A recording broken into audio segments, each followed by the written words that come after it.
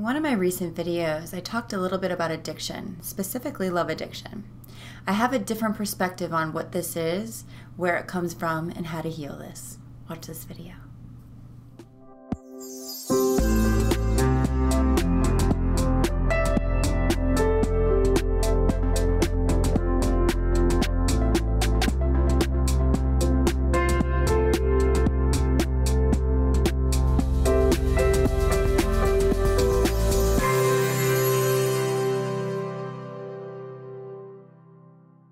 I want to start out by saying that I'm not someone that diagnoses or ever wants to diagnose a label or an illness or something with a word.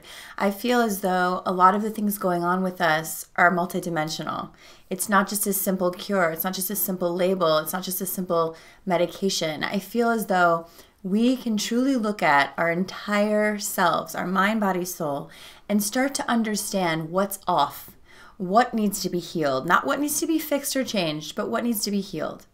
With that said, I want to talk about our system. We are born holistic beings. What that means is we are whole. We are born whole.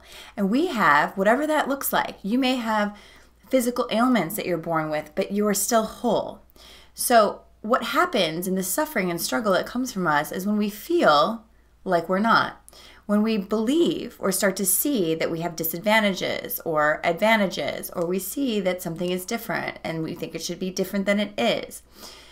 For the purpose of this video about love addiction, I want to say that our bodies are constantly working towards our wholeness. We, unconsciously, are constantly going towards something that will heal us. So if this is true, why are we addicted to relationships, which is what love addiction is?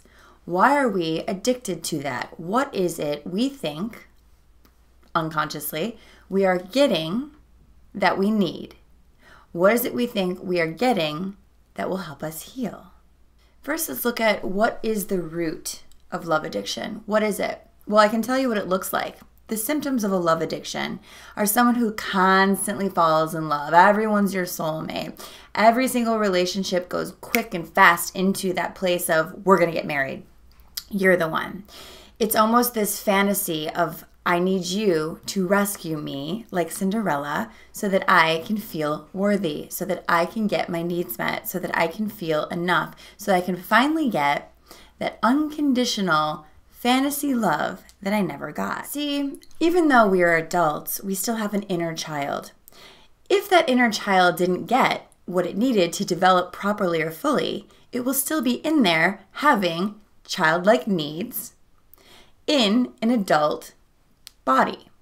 This is hard for people because a lot of times, and I've done this video before, which I will probably put there, about sabotaging relationships, but if you are not catering to the needs of that inner child, you are not getting real about how you feel so that you can finally heal, you are masking.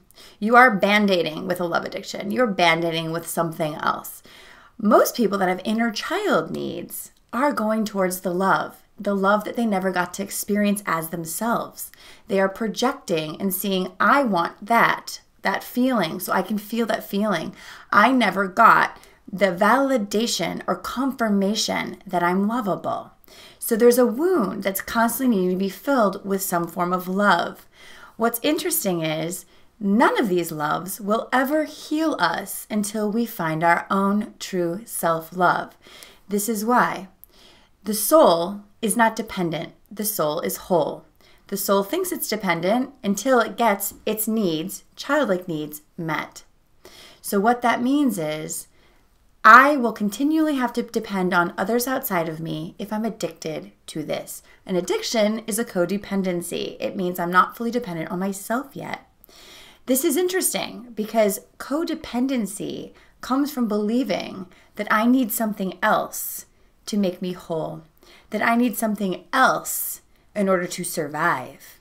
And in inner child work, this is completely true.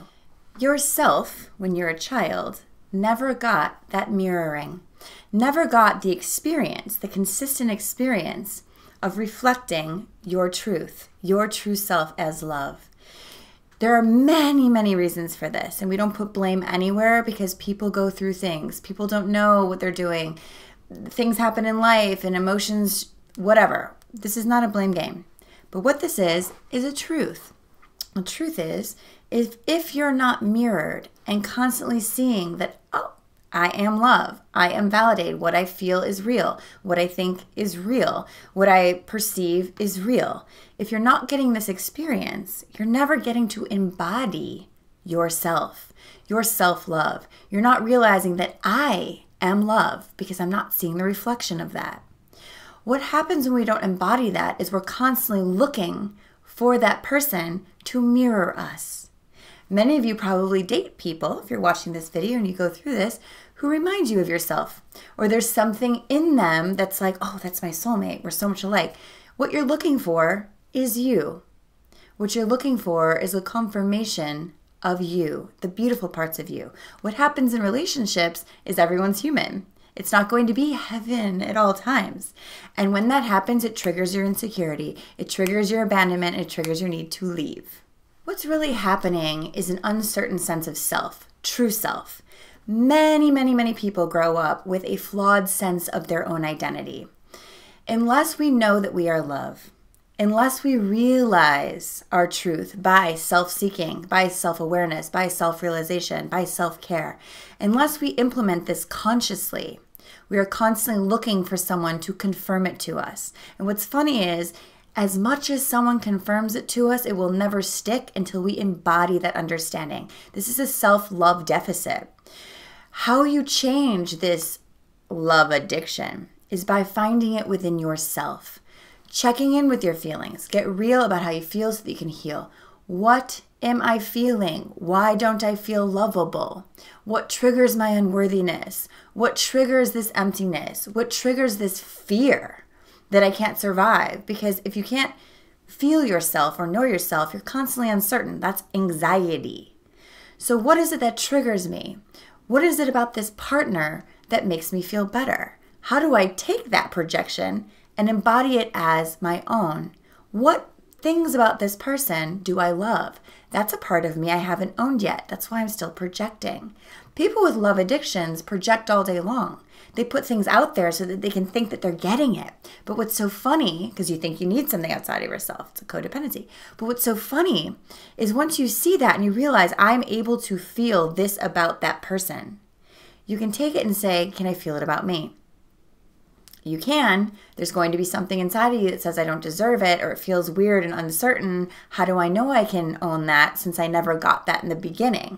If I never got that feeling in childhood, there's something in me that's going to think that's wrong or afraid that it will leave. So this is really about retraining ourselves to fully embody an unconditionality with ourselves. I made a course about this, Self-Love Masterclass, which will be there, or maybe it'll be in my comments.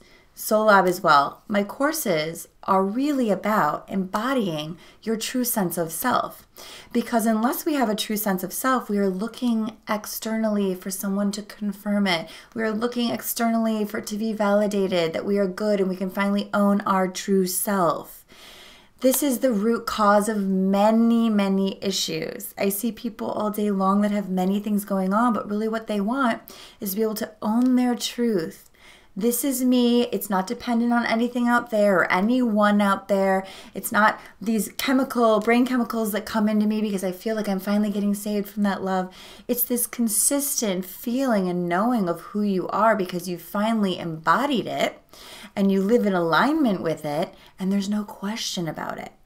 It's healing this inner child wound of needing mirroring. So, if you are one of these people or you know someone and you see these constant relationships, or you think unconsciously, this one's going to save the day, my life's going to be amazing, this is a fantasy. I hate to tell you, but you're not meant to be dependent on anything or anyone. You were dependent on your parents. You may not have gotten everything that you needed for whatever reason, but you can certainly fill yourself with yourself to fulfill your needs. Have a great week. Namaste.